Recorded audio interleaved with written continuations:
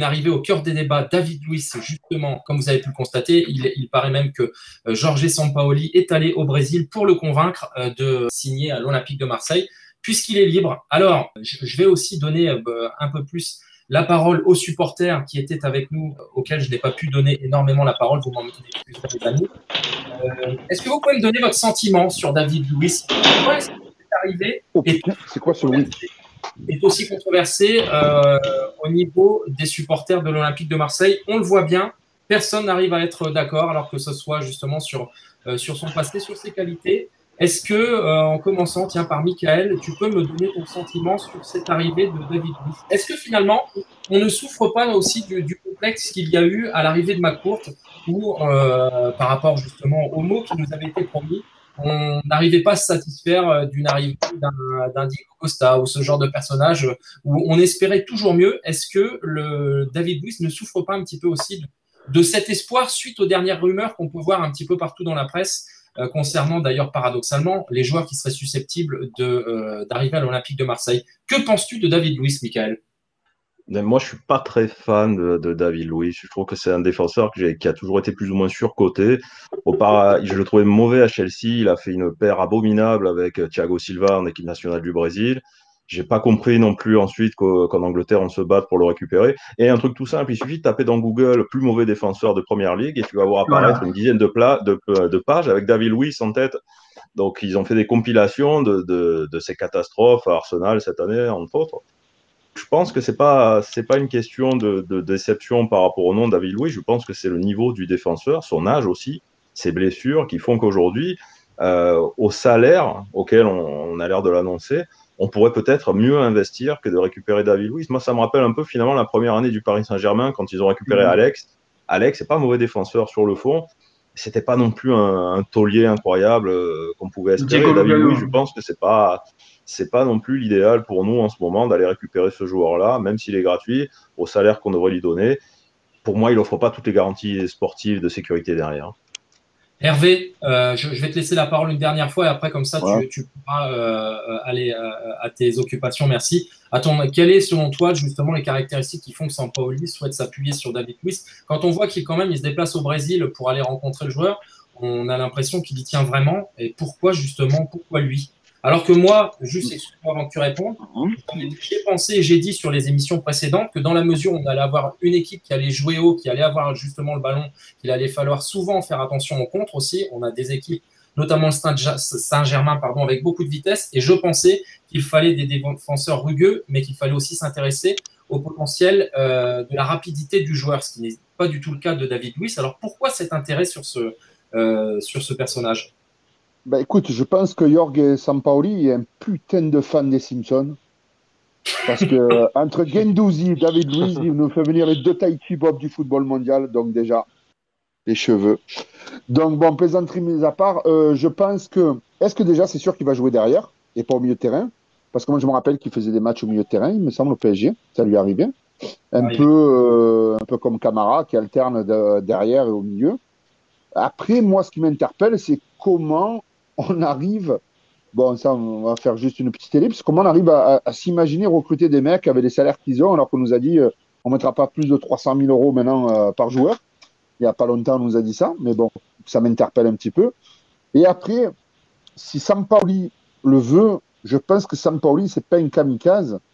Je pense qu'il veut réussir parce que là, s'il ne réussit pas dans ce club qui est le nôtre, à sortir son épingle du jeu, ça risque d'être pas bon pour sa carrière parce qu'il serait sur une pente un peu. Donc je ne le vois pas faire le kamikaze, prendre un mec qui serait complètement cramé. Moi, je veux avoir de l'espoir. Quand il est arrivé Franck Leboeuf à l'OM, on a eu tiré un peu des cailloux aussi à l'époque. C'était un peu, moi, pour moi, le même. Il était à 34 ans, il avait un truc comme ça. Et en fin de compte, il nous a tenu la baraque pendant 2 ans, je crois. 1 ou 2 ans, je ne sais plus. Moi, je me dis qu'il faut laisser la chance. Moi, je pense que c'est un non. Même si, comme on dit, voilà. De toute façon, je pense qu'on ne peut pas faire pire que Ronald Zubar en termes de bourde, ou alors ça veut dire, putain, on lui remettra un Oscar à lui aussi. Mais moi, je ne suis pas contre. Hein. Sincèrement, ça ne me fait pas sauter au plafond. Par contre, ça me rend confiance. Je me dis, si on met 450 000 euros, 500 000 euros sur un gars comme lui par mois, plus la prime à signature, ça veut dire que quand on va attaquer les postes encore plus importants, ça veut dire qu'on est prêt à mettre 700, 800 000 euros, 900 000 euros par mois sur d'autres joueurs. Donc, moi, ça me plaît, moi. Effectivement. Tu peux pas... Voilà, moi, c'est ça que je la fais à l'envers. Vous voyez ce que je veux dire? Je la fais pas qu'au niveau du du potentiel sportif. C'est surtout aussi le mouvement économique qu'il y a derrière, la réflexion. Je suis assez d'accord avec toi et j'espère que j'aurai le plaisir de te recevoir à nouveau sur une autre émission pour qu'on puisse discuter un peu plus amplement de ce que tu viens d'énoncer, puisque évidemment c'est une question que tout le monde se pose. Je te remercie Hervé, c'était vraiment très sympa de partager cette émission avec toi. Au plaisir. Merci à vous. Salut Hervé. Je te dis à très bientôt. Merci Flavien. Merci Gilles, merci à tous. Hervé, à bientôt. À bientôt. Ciao, ciao, à très vite. Ciao, merci. Ciao. Ciao. Alors justement, Hervé nous parlait de Franck Leboeuf tout à l'heure. Gilles, ça va me permettre de revenir vers ce qui avait été fait par SportMed. Il y avait eu un beau petit, il y avait une interrogation sur l'idée des supporters des Marseillais de l'arrivée de David Luiz. Alors pourquoi je parle de Franck Leboeuf? Parce que je me rappelle avoir le souvenir de le voir se blesser à Lens en Coupe de France en tirant un penalty. Et évidemment, c'est une question qu'on se pose aussi pour David Luiz. Il a eu aussi beaucoup de blessures. Est-ce que c'était ce qu'avaient retenu les supporters de l'OM sur le sondage qui avait été fait par SportMed il y a 2 ou 3 jours justement? Quel était justement le résultat de ce contenu? Ouais, on avait lancé un sondage là sur Twitter, à peu près 900, près de 900 participants, 900 votes, qui est quand même assez révélateur. Et c'est vrai que l'inquiétude première des supporters, en tout cas de ceux qui ont répondu à ce tweet, à ce sondage, c'était surtout la condition physique. Hein. Alors, beaucoup, on a mis 3 choix, le fait qu'il ait joué au PSG. Alors, en quoi la venue de David Luiz vous dérangerait? Son passé au PSG, son état physique ou son salaire. Et la réponse qui avait remporté un large succès, c'était son état physique à 60%, et c'était à peu près équitablement réparti entre 20 et 20 pour les autres réponses. Donc, ça veut dire que les supporters sont vraiment inquiets de l'état physique du joueur. Mais on a eu également beaucoup de commentaires en dessous du sondage qui nous disaient qu'il manque un quatrième choix qui est son niveau. C'est-à-dire son niveau, non pas son niveau à cause de son état physique, son niveau intrinsèque. Le niveau du joueur qui, pour certains supporters, pour pas mal de supporters, est surcoté, quoi. C'est une fraude, comme on dit. Voilà. Donc, David Luiz, bonne ou mauvaise idée, moi je dis ça dépend à quel prix, ça dépend dans quel contexte, c'est-à-dire ce que compte en faire Sampaoli. Si c'est pour avoir une touche, un peu d'expérience dans le vestiaire et qu'on l'a à un prix beaucoup moins important, hein, un salaire, je veux dire, un niveau de salaire beaucoup moins important que les émoluments qu'il a pu toucher au cours de sa carrière, je dis pourquoi pas, après en faire un véritable pilier du projet Sampaoli, une pierre angulaire de l'équipe du 11 de départ. Honnêtement, moi je suis assez d'accord avec les supporters, avec la majorité, pour dire que non, c'est un pari risqué, trop blessé ces derniers temps, un niveau trop éloigné du meilleur niveau qu'il avait pu nous montrer, même dans le meilleur niveau qu'il avait pu nous montrer, il ne m'a jamais emballé, personnellement aussi. Donc moi je dis, il faut faire gaffe. Vraiment, il faut faire gaffe parce que ça pourrait être, c'est le genre de recrue qui peut ensuite semer la zizanie médiatiquement dans un vestiaire selon qu'on lui donne tel ou tel salaire et qu'on en fasse une sorte de locomotive, de fer de lance du recrutement. Voilà. Donc moi je dis oui, mais avec un gros mais. À certaines conditions. Kevin, quand on supporte l'Olympique de Marseille de Beauvais, est-ce que ça pose problème qu'il ait pu jouer au Stade Saint-Germain, justement, David Luiz? Non, parce que on peut en donner des exemples de joueurs, les Lorixana, Gabriel Heinze.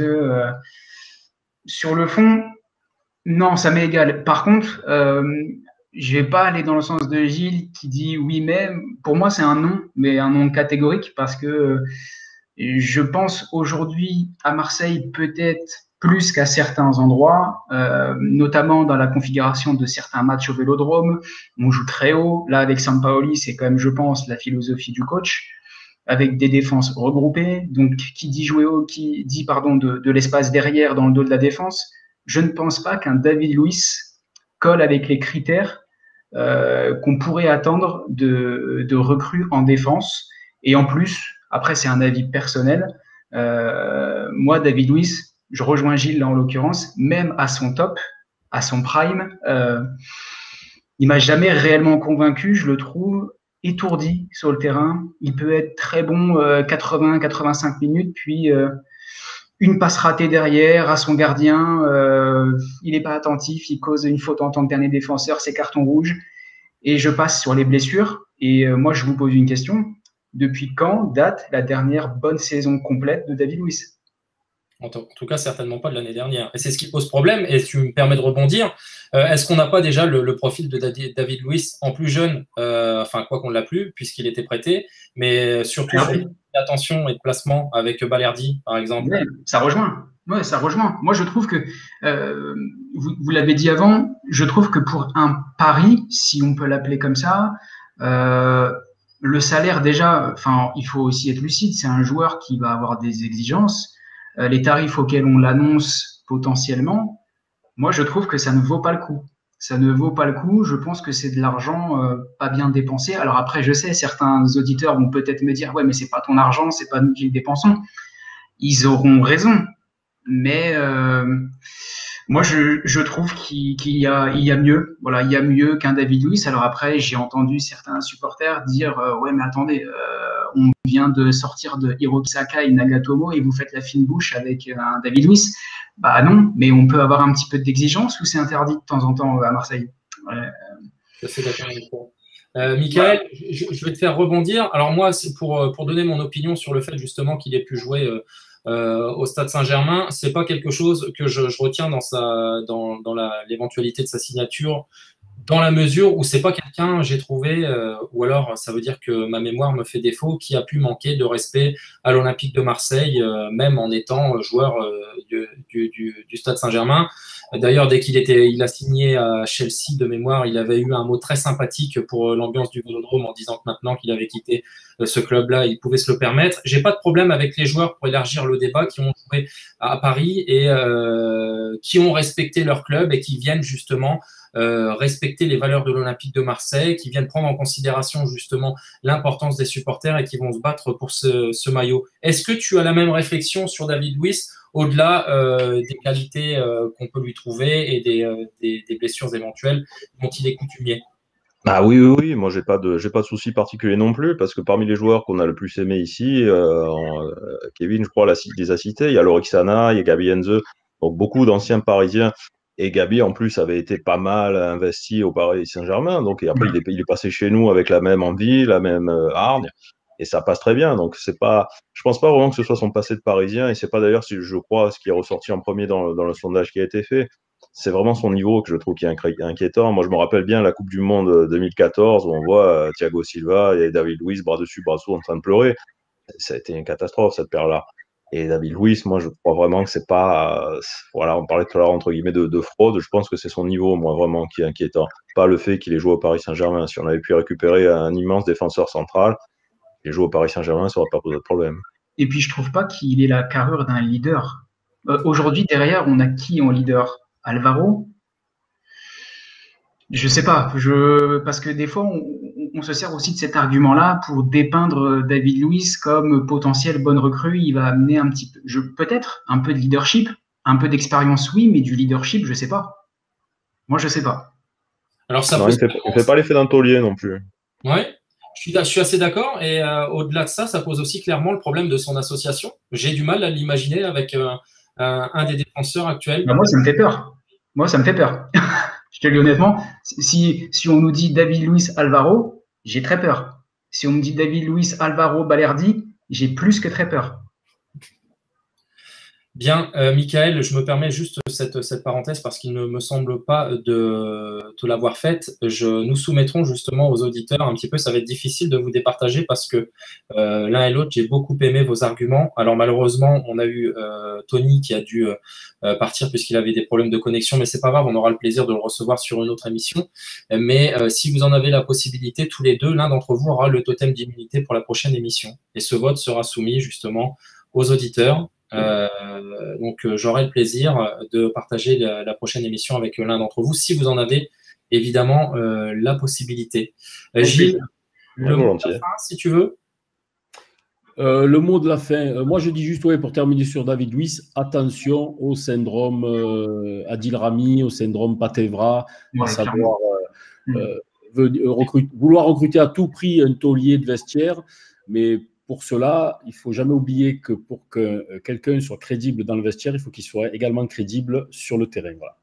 L'un ne va pas sans l'autre. Donc, c'est bien beau de recruter voilà, quelqu'un qui puisse soit mettre l'ambiance, soit un peu surveiller la jeunesse naissante d'un vestiaire, mais encore faut-il qu'il puisse rendre des services sur un terrain. Donc, voilà, là-dessus, je terminerai là-dessus pour David Luiz.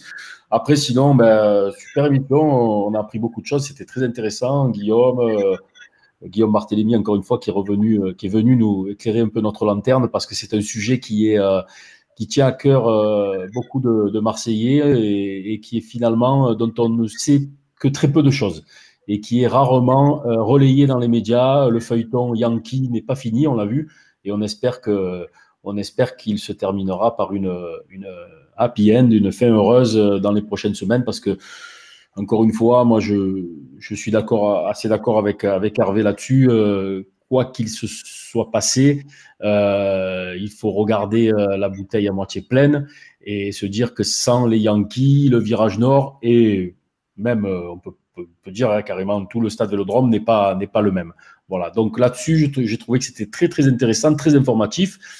Je vous invite un petit peu d'autopromo à vous abonner à notre chaîne Twitch. Parce que très bientôt, il y aura un maillot de l'OM à gagner. Donc, abonnez-vous. N'hésitez pas à activer le petit onglet « Suivre » avec le cœur, là.